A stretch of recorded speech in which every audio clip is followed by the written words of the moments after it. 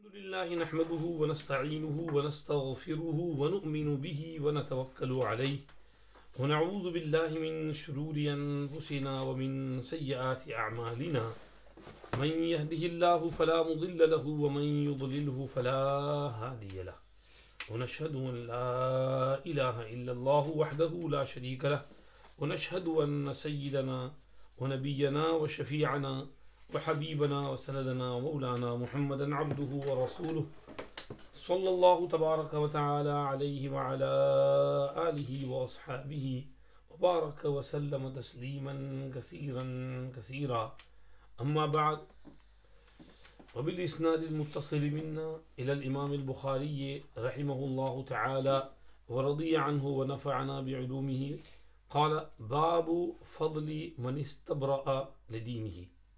حدثنا أبو نعيم قال حدثنا زكريا عن عامر قال سمعت النعمان بن بشير رضي الله عنه يقول سمعت رسول الله صلى الله عليه وسلم يقول الحلال بين والحرام بين وبينهما مشتبهات لا يعلمها كثير من الناس فمن اتقى المشبهات استبرأ لدينه وعرضه ومن وقع في الشبهات كراع يرعى حول الحمى يوشك أن يواقعه ألا وإن لكل ملك حمى ألا وإن حمى الله في أرضه محارمه ألا وإن في الجسد مضغة إذا صلحت صلح الجسد كله وإذا فسدت فسد الجسد كله ألا وهي القلب.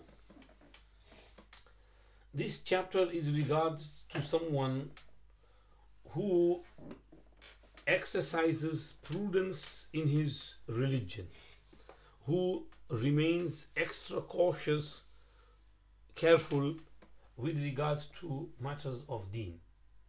Istabra'a yastabri'u istibra'an. Sinta is for talab, so it means talabul bara'at, and bara'at means safai, cleanliness, to wish that your deen remains clean, pure, saf, as pure as possible. So keeping your deen clean and pure is a great thing, and the virtues of this. What is Imam Bukhari's aim over here? Hafiz ibn Hajar Asqalani rahmatullah alayhi writes that Imam Bukhari is bringing this chapter in Kitabul Iman to say that wara', parhezgari, taqwa, being extra careful, is from the mukammilat of Iman, from matters which perfect the Iman. Meaning a person who has no wara' and who is not careful, his Iman will be less. And a person who has wara' and is very careful, then his Iman will be more.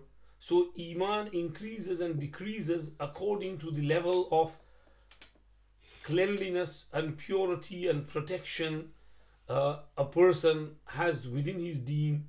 The more he exercises prudence, the better and more complete and perfect his Iman will be. Hazrat Shaykh al-Hind rahmatullahi alayhi, Maulana Mahmud Hassan Deobandi says that we have read in one chapter on the previous page خوف المؤمن أن يحبط عمله and وما يحذر من التقاتل والإصرار على المعاصي, that a person should beware of arguing, fighting, and from persisting on life of disobedience and sinning. So Imam Bukhari is now following that over here by saying there is another level which one needs to rise up to, and that level, and that is not just staying away from ma'asi, but also staying away from shubuhat and refraining from any doubtful things as well, not just harams but also doubtful things. Hazrat Gangohi rahmatullahi alayhi, number 3, says al-istibra'u mutafawitun fayatafawatul iman, like Hafiz ibn Hajar said, that this being careful is it varies, so Iman will vary as well. Hazrat Shaykh rahmatullahi alayhi says that maybe, number 4, that maybe Imam Bukhari rahmatullahi alayhi is teaching the tariqah of ihsan, because in the hadith of Jibreel, just in 2 chapters ago, Imam Bukhari rahmatullahi alayhi brought mal ihsan qala an ta'bud Allah ka'annaka tarah. So he is trying to teach us the way of gaining this ihsan and the beauty in our worship and ibadah, and that is through refraining from shubuhat and looking after the ahwal and the condition of the qalb, because this hadith says that upon qalb depends all matters of deen. So if the qalb is clean, if the heart is pure and cleansed, then the person will reach the rank of ihsan and beautifying the worship. But if the qalb is dirty, then the person cannot reach the high rank of ihsan and beauty and excellence in worship. So Hazrat Shaykh Rahmatullah Alayhi has mentioned this. Hazrat Shaykh mentions that our deen is perfect. We have to avoid the muharramat and the shubuhat, not like the jogis and yogis who avoid halal things as well, who live a wretched life of not eating good food, not wearing good clothes, and think that this is for the purification of the soul. So deen does not say that. Deen says you can take halal, but you have to, what you have to avoid is haram and shubuhat. So as long as you stay away from haram and shubuhat, you are okay with taking halal. There is no harm. This is deen al-Islam, which is flexible and which does not burden a person more than what it can bear. Now the hadith brought over here is that of Nu'man ibn Bashir radiyallahu anhu. Shaykh Yunus Sahib writes that Nu'man ibn Bashir radiyallahu anhu has over only 6 ahadith in Sahih al-Bukhari, and this is the first of the 6. Nu'man ibn Bashir radiyallahu anhu was a very young Sahabi. He was one of the first child to be born among Ansar in Medina Munawwara after the hijrat of Nabi Pak sallallahu alayhi wasallam. Among the Muhajirin, the first child to be born was Abdullah ibn Zubair radiyallahu anhu, the Nawasa of Sayyidina Abu Bakr as-Siddiq radiyallahu anhu.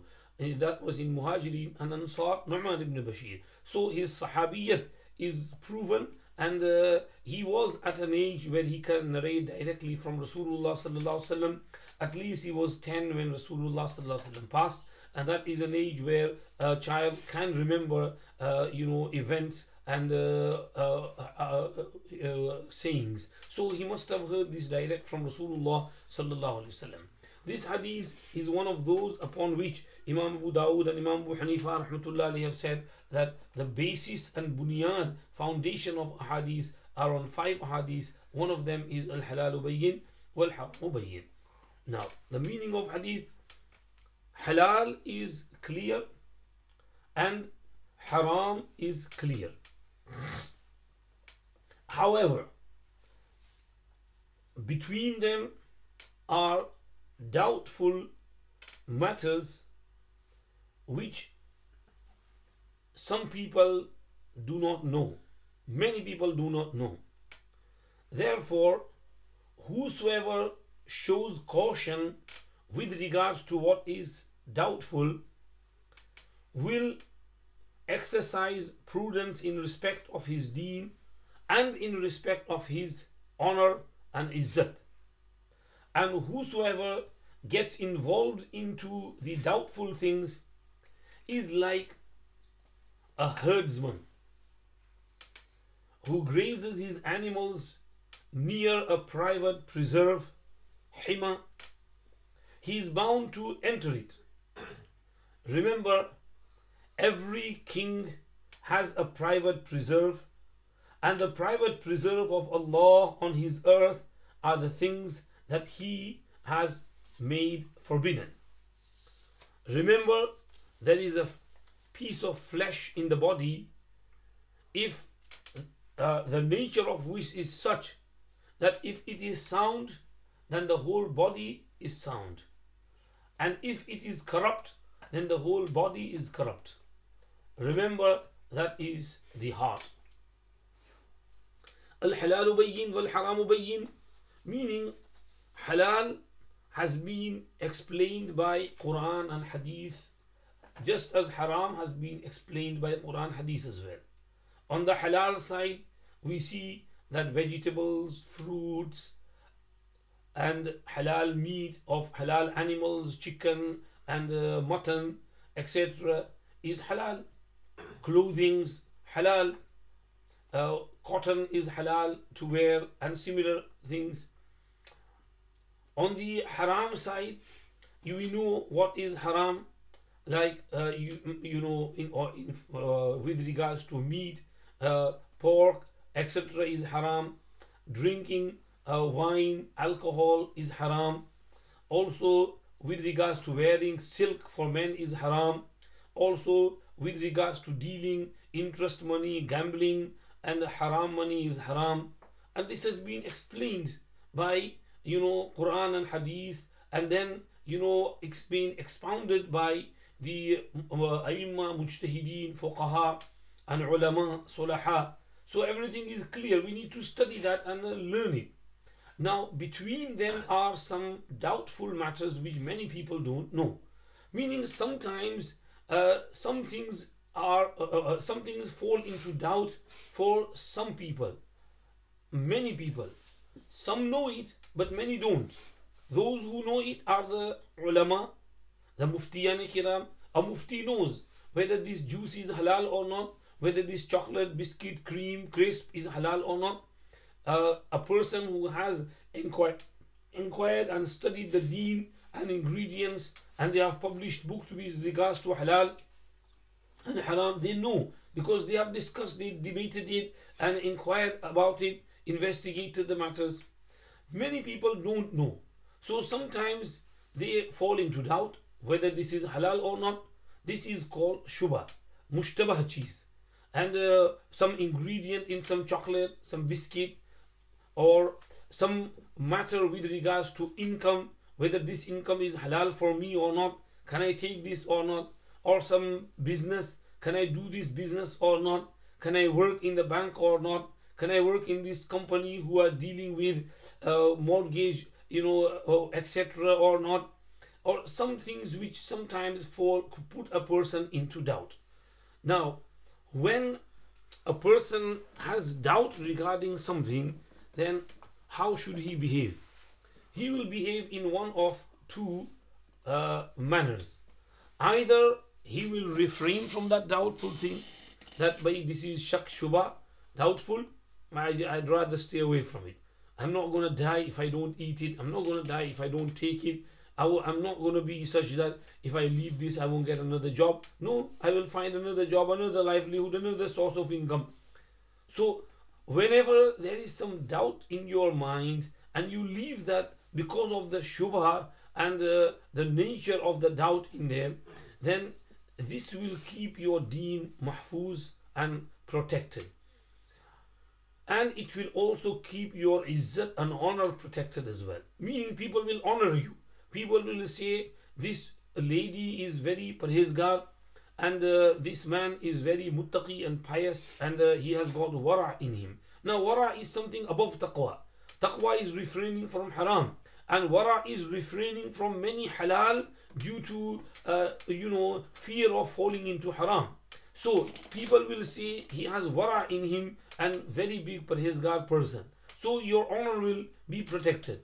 Whereas if you start falling into doubtful things and you're not careful, people will see you, in the supermarket buying that thing, or purchasing something which is not allowed, or falling into sometimes these types of things. Then people will backbite you and debase you, disgrace you. So your honor will also fall into degrading. So if you want to protect your deen, religion, and your honor, then stay away from shubuhat. If you go to a supermarket, you see this Fox's biscuit, and you check the ingredients, you don't understand, there is some cream on there, this cake, it could be haram, it's got this thing in it, I don't know, so I might as well leave it. I'll buy another packet of biscuit, and I'm not going to die if I don't eat this biscuit.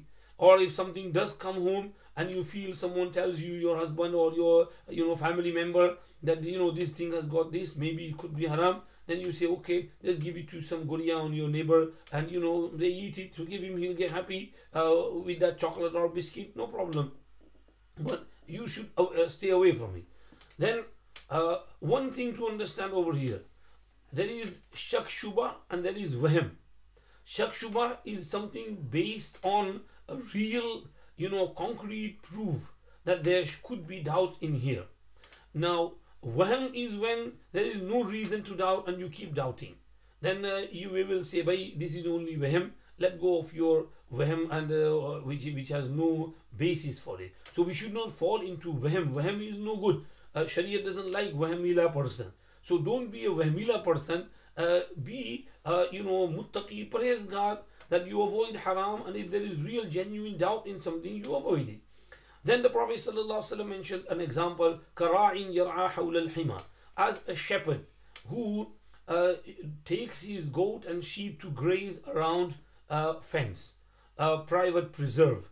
So there is a field wherein a person has grown many nice crops and vegetables and maybe sugar cane or other things, rice and wheat and barley, and he has preserved that area. He's got a small fence around it as well. Now a shepherd should not go near that fence, because in those days the fences were not sophisticated as they are today, small barbed wire or small one rope or something, and the animals could jump and go into the other side. So if Rasulullah ﷺ is saying that if a person takes his shepherd takes his goat to graze near the preserve and the fence of someone, then yushiku an yuwaqi'ahu, there is a high possibility that he will fall into that preserve, and the animal will go in there and mess the whole field up and eat from those crops as well.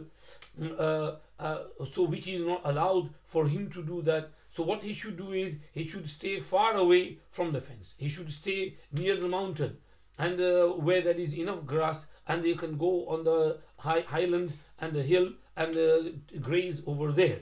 And he should not bring his animals close to this fence. Similarly, Rasulullah sallallahu alaihi wasallam said, "Ala wa inna likulli malikin himan."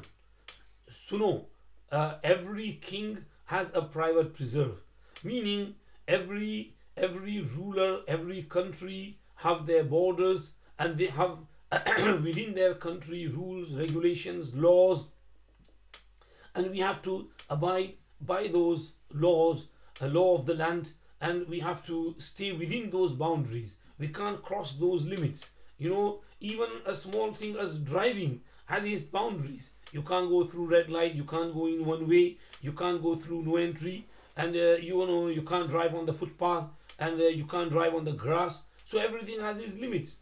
So we have to abide by the law of the land and the laws put forward by the king. So every king, every ruler, every country has rules, regulations, and preserves. And himallahi fi ardihi maharimuhu, the private preserves and the limits set by Allah in this earth, on this earth, are the muharramat, the things which Allah has made haram.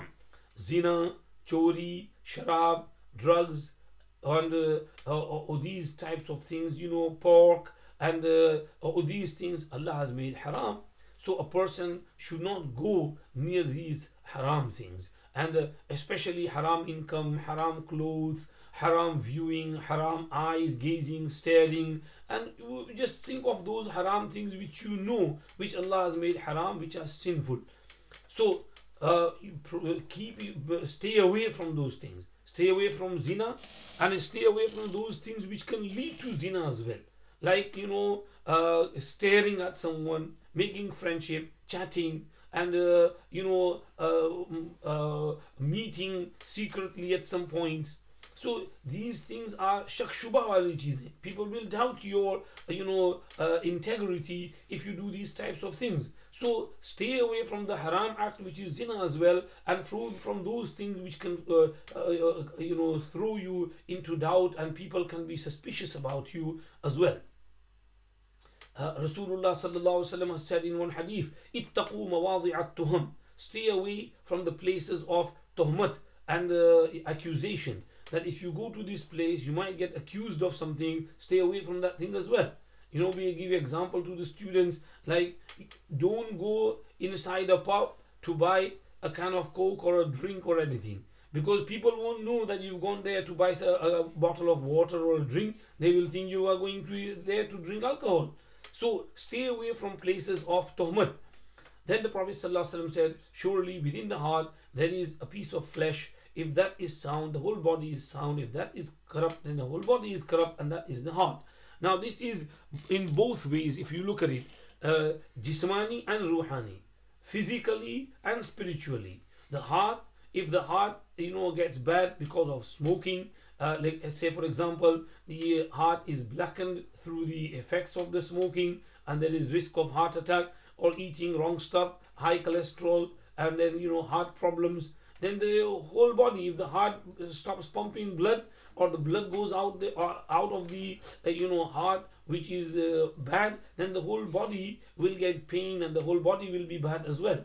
But if you keep your heart clean, and there is cleanliness in it, your body will be healthy as well. And spiritually, heart and mind. Now heart is the one which controls the brain, and brain and heart work together. This is where the masla comes, that aql and intellect. Allah Pak has given a person what is the original place of the aql. Hazrat Shaykh Yunus Sahib Damat Barakatuhum talks about this in his taqreer, and he says that some ulama say that mahalli aql is qalb. This is narrated from Imam Ahmad rahmatullahi alayhi, Imam Bukhari, Qadi Abu Zayd Dabusi, Shamsul Aimma Sarakhsi, Fakhrul Islam Bazdawi. They all say that al-aqlu fil qalbi. Number two, Imam Malik, Imam Abu Hanifa, Imam Muhammad ibn al-Hasan are reported to have said that the place of aql is dimagh, the brain. And this is what the doctors say as well, that the aql and the intellect is in the brain. And they give a dalil for this, that if a person suffers some injury in the brain, then his understanding and his intellect goes away. This is a sign that the place of aql is the brain. However, there is a third opinion, which is of some Hanabila, which say that the original place of aql and intellect is the qalb. However, when it's completed, it reaches the brain. And Hakim Tirmizi rahmatullah alayhi said that the aql and the qalb and the dimagh, they both have connection with one another, and they both work together. So in this way we can say that the place of aql and intellect are both places, the dimagh, brain, and the qalb as well. So if the qalb and the brain are both correct, then the qalb is right, it's working right, then the eyes will work right as well, the ears will work right as well, the tongue will be proper as well, the hands, the feet, and the whole body limbs will be correct. But if the qalb is kharab, and the understanding and the a person's heart is not right, then all the body parts and limbs will not work properly as well, the brain won't work properly as well. So the main part of the body is the heart. This is why Sufiya Kiram work on the heart, and Hazrat Shaykh rahmatullahi alayhi says that this zikr fikr is done, la ilaha illallah, और ये ज़रबें जो लगाई जाती हैं ये इसीलिए ताकि क़ल्ब जो है पाक और साफ रहे, और उसमें जिला रहे और ज़िंदा रहे क़ल्ब, और उससे रज़ाइल और सब बीमारियां ख़त्म हो जाएं। अल्लाह पाक हमारे दिल को पाक और साफ रखे और दिल को सही काम करने वाला बनाए। बाबुन अदाउल खुमसी मिनल ईमान। this chapter is with regards to paying the fifth of war booty being part of Iman. Khums means fifth part. Now, this is with regards to Mali Ghanimat. When a Muslim army get Mali Ghanimat, they are supposed to give 1/5 to the treasury and distribute 4 parts among the Mujahideen who took part in the battle. So 4 parts are their haqq, and 1 part is the haqq of the Baytul Mal, which will be distributed among the general public. So if the Mujahideen and Ghanimeen, give this khums properly, then this means their Iman is complete. And if they deceive the Imam and the leader and the king and the Khalifa, the ruler, and they don't give khums properly, then this is due to the weakness of their Iman. When the palaces of Kisra were conquered, and Sa'd ibn Abi Waqqas radiallahu anhu was the Fauji general of that army, they took over the Mali Ghanimat, and they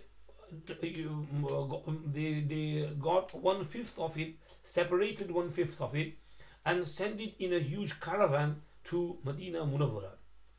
When Sayyidina Umar radiallahu anhu saw all that wealth arrive at Medina Munawwara, he admired the honesty of the Muslim army, that they very fairly took out the 5th part and sent it to Medina Munawwara from Persia, wherever they were. And there are historians write as to how much it was. In there was the crown of the Kisra, which was so heavy and expensive, filled with gold and diamonds, that when he would sit on his huge massive throne, he couldn't wear it. So it was tied with a string or something, a chain to the ceiling, and he would just sit on there, and it would appear to someone entering the palace that he is wearing it, but really he would not be wearing it. It would be just hanging on the ceiling. That's how heavy it was and so expensive.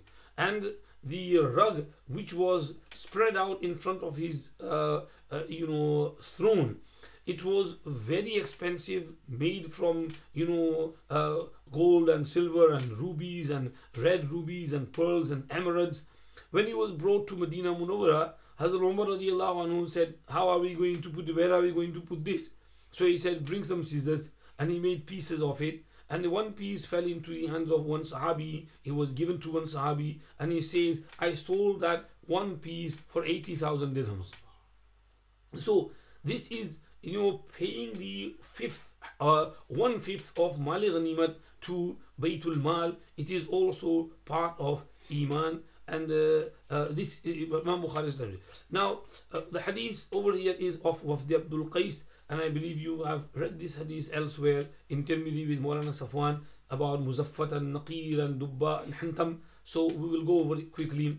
حدثنا علي بن الجعد قال أخبرنا شعبة عن أبي جمرة قال كنت أقعد مع ابن عباس فيجلسني إلى سريري فقال أقم عندي حتى أجعل لك سهما من مالي فأقمت معه شهرين ثم قال إن وفد عبد القيس لما أتوا النبي صلى الله عليه وسلم قال من القوم وقال من الوفد قالوا ربيعة قال مرحبا بالقوم وقال بالوفد غير خزايا ولا ندامة فقالوا يا رسول الله إنا لا نستطيع أن نأتيك إلا في الشهر الحرام بيننا وبينك هذا الحي من كفار مضار فمرنا بأمر فصل نخبر به من وراءنا وندخل بالجنة وسألوه عن العشيرة فأمرهم ب40 ونهاهم عن 40 أمرهم بالإيمان بالله وحده قال تدرون ما الإيمان بالله وحده قالوا الله ورسوله أعلم قال شهادة أن لا إله إلا الله وأن محمد رسول الله وإقام الصلاة وإيتاء الزكاة وصيام رمضان وانضود من الخمس من المغنم الخمسة ونهاهم عن 40 عن الحنتم والدباء والنقيل والمزفة والمقال المقير وقال احفظوهن وأخبروا بهن ما وراءكم.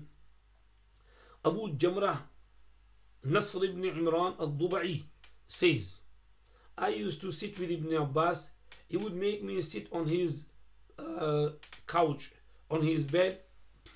So he said, stay with me and I will give you part of my wealth. I stayed with him for 2 months. Then he once said that the delegation of Abdul Qais, when came to Rasulullah sallallahu alaihi wasallam, he said, who are these people? Or he said, who is this delegation? And they replied, we are the people of Rabi'ah. And he said, welcome to these people or this delegation. They have come in such a manner that they are not disgraced, nor will they suffer any regret. They said, Ya Rasulullah, we are unable to approach you except in the sacred month. Between us and you are these tribes of the Kafirs of Mudar. So instruct us with some conclusive matter which we can inform those who are behind us and by which we can enter Jannah. They inquired about mashrubat, the drinks. So Rasulullah sallallahu alaihi wasallam instructed them with 4 things and stopped them from 4 things. He instructed them to believe in Allah alone. Then he said, do you know what Iman billah wahdahu is? Allah Rasul know best. Shahadatu an la ilaha illallah wa anna Muhammadur Rasulullah, establishing namaz, giving zakat, fasting in Ramadan, and that you give 1/5 of any mal ghanimat you receive. And he stopped them from 4 things, from hantam, dubba, naqir, muzaffat, 4 types of utensil which were previously used for making sharab, wine, alcohol. So he said, don't make any non-alcoholic drinks in there as well, and avoid them.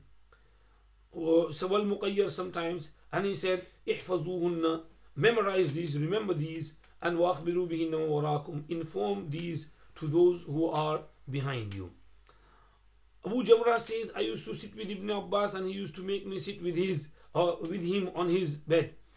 Meaning, Abdullah ibn Abbas radiyallahu anhu, in his later life, was one of the senior Sahaba, and he was in Makkah Mukarramah for some time. Then he used to live in Taif. So Abdullah ibn Abbas radiyallahu anhu liked Abu Jamrah, so he said to him, stay with me, and he used to respect and honor Abu Jamrah and let him sit on his same couch or palang as well. And he said, you stay with me. Why did he request him to stay there? Number 1 is that Abdullah ibn Abbas radiyallahu anhu used to get many questions and inquiries in Persian language. Now he needed someone to translate the Farsi language to him so he can answer in that Farsi language as well. And Abu Jamrah knew Persian language, so he said, you stay with me so you can help me with answering these queries and questions. So Abu Jamrah said, okay. And he had come for Hajj, but he postponed his return and he delayed it and stayed with Ibn Abbas and learned some hadith from him for 2 months. Hazrat Shaykh Rahmatullah alayhi writes that this is what normal shurrah say. But there is one hadith in Kitabul Hajj on page 213 which says that another reason for Ibn Abbas developing this likeness for Abu Jamrah and requesting him to stay there. And that is that and to understand that, first you have to understand that during the time of Sayyiduna Umar and Sayyiduna Uthman Ghani radiyallahu anhuma, they used to tell people not to perform ihram of Qiran and to do ifrad. Qiran means combining Hajj and Umrah together, and ifrad means doing Hajj alone. So they would say that come to Haramain Sharifain for Hajj only, go back to your homes, and after a few months come back for Umrah. And Sayyiduna Umar wanted Makkah to be visited more frequently. So he would say that if people would come in one journey and perform Umrah and Hajj both together and then go, then they won't come back again. So he said just do Hajj and then come again for Umrah as well. However, Rasulullah sallallahu alayhi wasallam himself had performed Qiran. So this is why Sayyiduna Ali karramallahu wajhahu and others used to perform Qiran. Sayyiduna Ali put the ihram on and he said, I'm doing Qiran, Hajj and Umrah both together, and people can say what they want to, but this is what I'm going to do. Ibn Abbas radiyallahu anhu was of the same opinion, and he would also promote Qiran. Now, they didn't want to oppose the Amir. It's that they wanted to protect this mas'ala that Quran is also okay as well, and there is sawab in Quran as well. So Ibn Abbas was of the opinion that people should do Quran. Abu Jamrah came to Haramain Sharifain, and he was doing Quran, Umrah and Hajj together. So some people, scolded him, and they said that, oh, what you have done, now your Hajj will become Makkiyah. You should have made your Hajj Afaqiyah. That if you had come from Miqat with Hajj Ihram, then your Hajj would be Afaqi. But now you have come for Umrah, you've done Umrah, and your Hajj will now become Makki, not Afaqi. So your thawab will reduce. So Abu Jamrah says, I was a bit grieved upon these comments. When I went to sleep at night, I heard some Farishta angel telling me, in the dream that Hajjun Mabrur wa Umratun Mutaqabbalah. Hajj Mabrur and Umrah Qabul. So he said, I was really happy. I came to Ibn Abbas and I told him I saw this dream last night. And since this dream was in confirmation with the view of Ibn Abbas developed a likeness for Abu Jamrah. And also, Mashayikh see the salah and taqwa on piety on the face of a person. So Ibn Abbas noticed that this young man is pious and Allah Pak likes him. That's why Allah showed him this dream. So he also developed a likeness for Abu Jamrah, and he said, you stay here with me and I will give you some money from my mal. So I stayed with him for 2 months, and then he says that during that period I learned many hadiths from him. Like he said in another place, he says one day we were sitting with Ibn Abbas and this lady came to ask a masala of Nabizul Jar, that can we make Nabis in a matka, in matka utensil, big utensil made from clay. So Ibn Abbas radiallahu anhuma, rather than saying yes or no, he narrated this hadith to her. He meant to say that it's better if you avoid using that matka and making nabis in there, and better to use other utensil. So he narrated this hadith. This shows that if the sa'il has the capacity to learn and understand the dalil, then the mufti should give him the dalil as well. Otherwise, it's not an obligation upon mufti to give the dalil. A mufti has to give the answer only. Even if he doesn't want to give answer sometimes for some reason, then he can refuse to give answer, go to another mufti as well. So let alone mentioning the dalil, even the answer is not an obligation on the mufti as well. If you know masla, tell. If you don't know, say I don't know, I'm sorry, I can't answer this. So Ibn Abbas mentioned the masla and the dalil of that masla as well, and this is the dalil that he said that when Wafd Abdul Qais came, Rasulullah sallallahu alaihi wasallam inquired, Manil Wafd, Rabia, who are you, Rabia people? And Rabia ibn Nazar ibn Mu'ad ibn Adnan, they mentioned this because they were back in Mu'ad ibn Adnan, they joined and merged with Rasulullah sallallahu alaihi wasallam, because Rasulullah sallallahu alaihi wasallam also gets to Mu'ad ibn Adnan. So they went to say that we are close and we are from the same qabila and tribe and children, descendants of Mu'ad ibn Adnan. So Ya Rasulullah, we need your attention because we are close to one another. So Rasulullah sallallahu alaihi wasallam said, welcome to these people. And ghayra khazaya wala nadama. Khazaya is plural of khaziyan, which means zalil, disgrace. Ye zalil nahi hue, or wala nadama, sharminda nahi hue.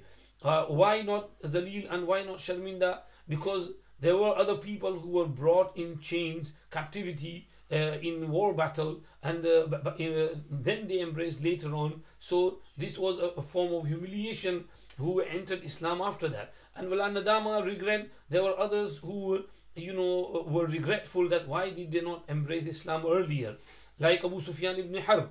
His Islam was delayed until Fath Makkah, and he used to regret it that I should have been among the earlier Muslims.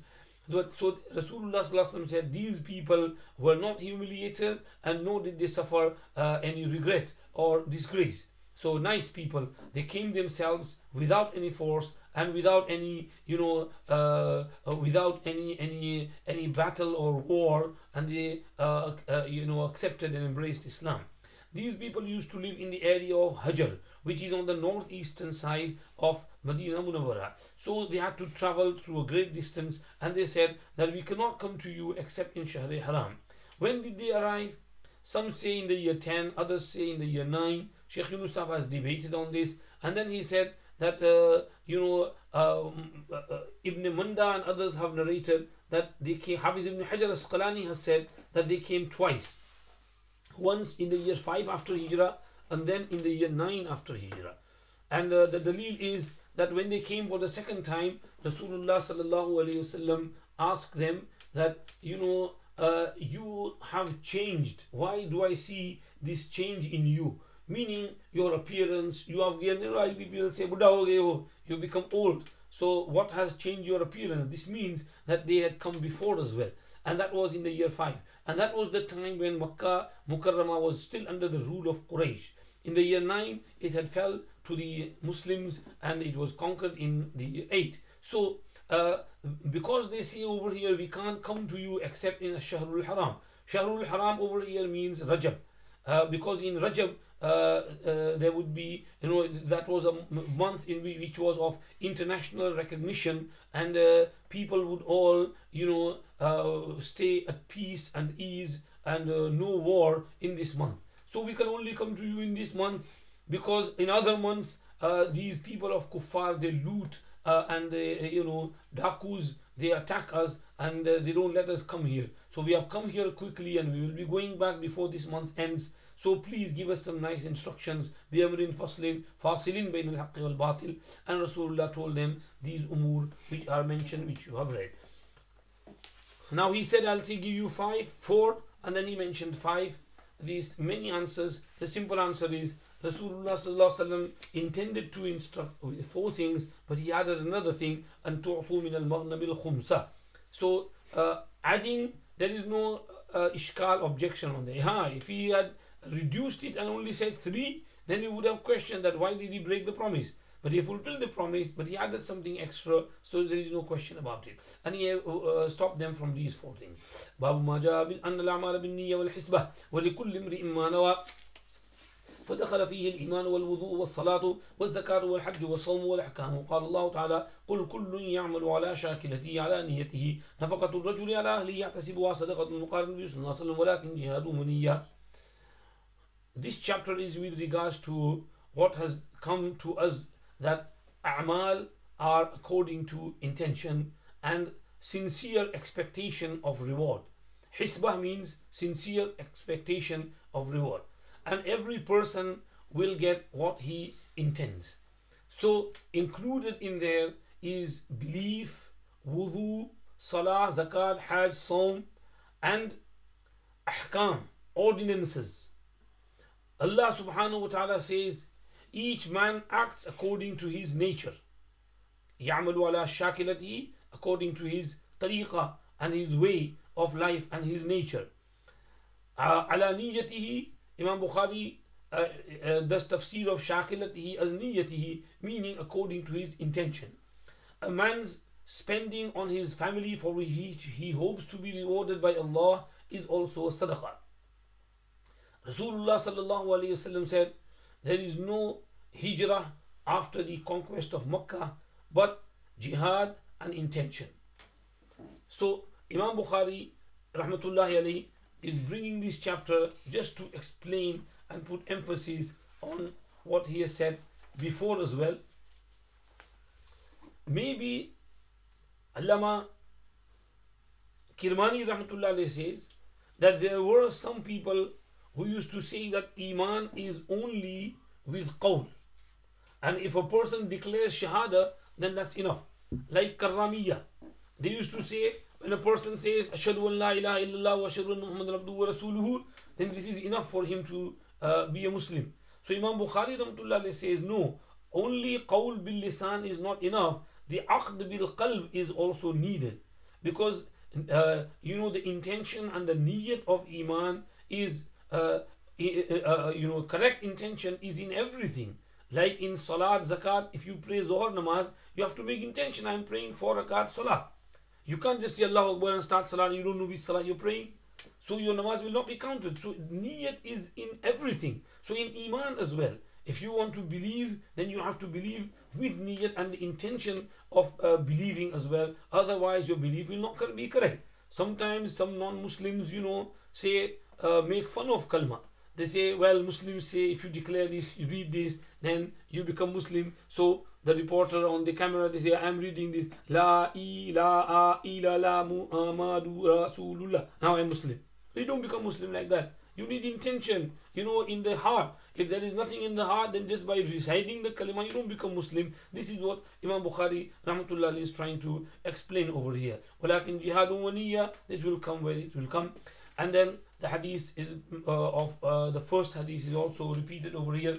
حدثنا عبد الله بن مسلم قال أخبرنا مالك بن يحيى بن سعيد بن محمد إبراهيم عن قبة بن وقاص بن رسول الله صلى الله عليه وسلم قال الأعمال بالنيات ولكل ما وافق كان هجر الله ورسوله فهجر الله ورسوله من كان يريد لدنيا يصيبها بمرء يتزوجها فهجر إلى من هاجر إليه. وحدثنا حجاج بن قال حدثنا شعبة قال أخبرني علي بن ثابت قال سمعت عبد الله بن يزيد عن أبي مسعود النبي صلى الله عليه وسلم قال إذا أنفق الرجل على أهله يحتسبها فهي له صدقة. When a person spends upon his family with the expectation of reward, then this will be a sadaqah for him. So yahtasibuha means he has to have expectation and niyyat of reward from Allah subhanahu wa ta'ala. حدثني الحكم بن نافع قال أخبرنا شعيب بن زبير قال حدثني عبد المسلم بن وقاص وأخبره أن رسول الله صلى الله عليه وسلم قال إنك لن تنفق نفقة تبتغي بها وجه الله إلا وجبت عليها حتى ما تجعل في امرأتك. Salim bin Waqqas was told, you do not spend any spending with which you seek the pleasure of Allah, except that you will be rewarded upon it, to the extent that whatever you put in the mouth of your wife, the morsel you feed her, you will be rewarded for each and every morsel as well. So tabtaghi biha wajh Allah. So anything you need ibtigha'u wajhillah, seeking the pleasure of Allah. Babu qawli Nabi sallallahu alayhi wa sallam, ad-deenu an-nasihatu lillahi wa li rasulihi. The Prophet sallallahu alayhi wa sallam says that deen means wishing well for Allah and His Rasul and for everyone. Now, nasiha is a very jami' word.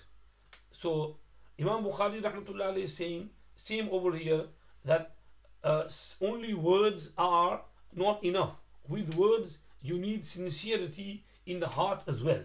This is the famous hadith, and Imam Bukhari rahmatullahi alayhi has not narrated it with a chain, but he has just mentioned it in the Tarjamatul Bab. And the hadith is narrated by Imam Muslim, and it is from Afrad Muslim, in which Imam Muslim is Munfarid. They are called Afrad Muslim. Tamim Dari radiyallahu anhu narrates that Rasulullah sallallahu alaihi wasallam said, Ad-Deenu Nasiha. And we asked, Ya Rasulullah, liman? And he replied, Lillahi wa li rasulihi wa li a'immatil muslimina wa 'ammatihim. Deen means wishing well for Allah, for Rasul, for a'immatul muslimin, and for 'ammatul muslimin, general public. For Allah, deen, nasihat for Allah means believing in Allah subhanahu wa ta'ala, in His existence, and negating shirk from Him, and believing in His sifat-e jalal, sifat-e kamal, and protecting Him from defending Him from all naqa'is and the uyub and the blames of the kuffar and the mushrikeen and the atheist and whoever, dahriya. So this is nasiyat for Allah. Nasiyat for Rasulullah, believing in Rasulullah, respecting him, trying to propagate his deen, teaching his hadith. For Immatul Muslimin, the leaders, respecting them, obeying them, listening to them. And Ammatul Muslimin, wishing well for general public as well, behaving nicely with each and every one. Allah said, إِذَا نَصَحُوا لِلَّهِ وَرَسُولِهِ, meaning when they have Iman and they obey and they are sincere to Allah and His Rasul. حدثنا مسلم قال حدثنا يحيى اسماعيل قال حدثني قيس بن عازم بن جابر بن عبد الله قال بايعت رسول الله صلى الله عليه وسلم على خمس روايات المسلمين. I did bayat to Rasulullah sallallahu alaihi wasallam upon establishing salah, giving zakah, and doing nasiha for every Muslim. So every Muslim should do nasiha and wish well for another Muslim. حدثنا أبو النعمان قال حدثنا أبو عوانة عن زياد بن علاقة قال سمعت جرير بن عبد الله رضي الله عنه يوم المغيرة بن شعبة محمد الله واثنان وقال عليكم باتقاء الله وحده لا شريك له والوقار والسكينة حتى يأتيكم أميركم فإنما يأتيكم الآن. ثم قال استعفوا لأميركم فإنه كان يحب العفو. ثم قال أما بعد فإني أتيت النبي صلى الله عليه وسلم قلت بايعك على الإسلام فشرط علي النصح لكل مسلم فبايعته على هذا ورب هذا المسجد في إني لناصح لكم. ثم استغفر ونزل. Jarir ibn Abdullah said the day Mughira ibn Shu'bah died, he stood up and he praised Allah and mentioned His glory, and then he said, hold on to fear of Allah alone, who has no partners, and hold on to waqar and sakina. Waqar or sakina.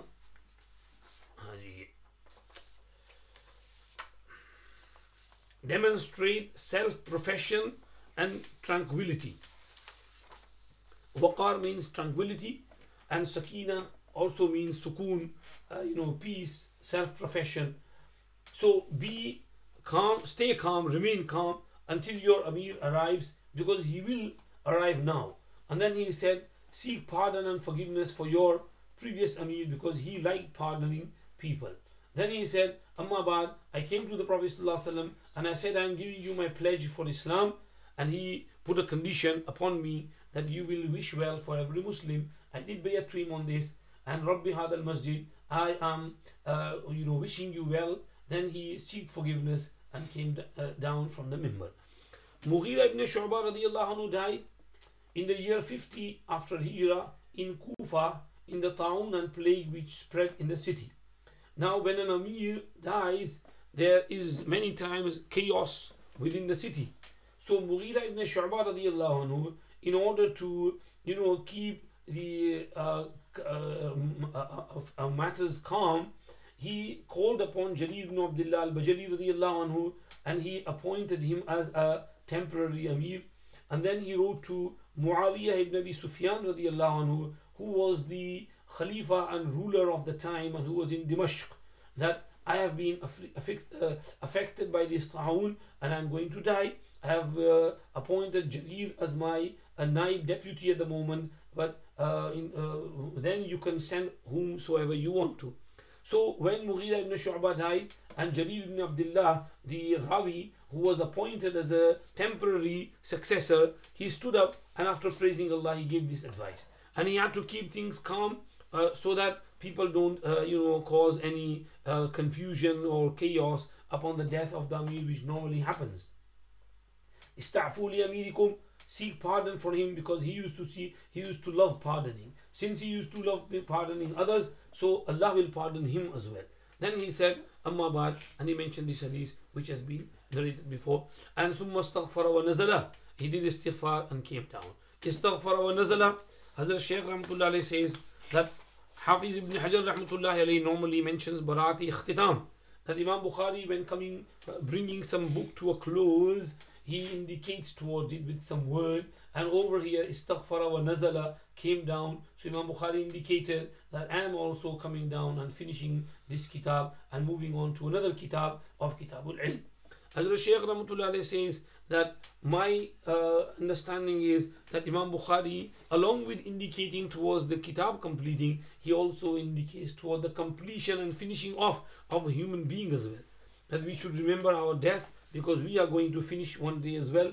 And over here in this chapter, he said, Yawma matal Mughira ibn Shu'bah. So the day he died, this is an indication we have to die as well. We have to remember our death all the time. So Kitabul Iman is now complete. Inshallah, tomorrow we will move on from Kitabul Ilm. May Allah accept and be pleased. Wa akhir da'wana alhamdulillahi rabbil alameen. Wa sallallahu wa sallam ala Sayyidina Muhammad wa alihi wa sahbihi ajma'in bi rahmatika ya arhamar rahimin.